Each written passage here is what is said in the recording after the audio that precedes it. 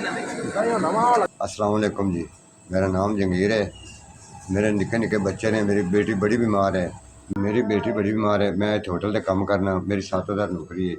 मेरी बड़ी मुश्किल है। मैं मेरी बेटी मैं इलाज कराऊँ तो रह गई हाँ। मेरे को पैसे नहीं है कि मेरी बेटी इलाज करा दा। मैं पहरा दिंदा सा, पहरा छुट गया। होटल से वेटरी कर रहा। बुढ़ा बंदा, कम दिहाड़ियाँ होंदियां नहीं। मेरी बेटी बड़ी बीमार है। मैं आधा घर का मुश्किल बड़ा सर्कट चलता पिया। मैं बड़ा औखा हाँ जनाब।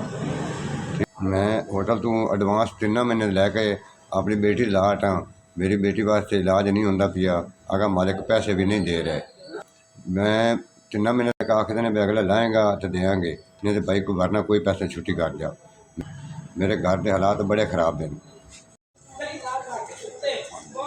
SVS तुहाडा शुक्रिया, मेहरबानी।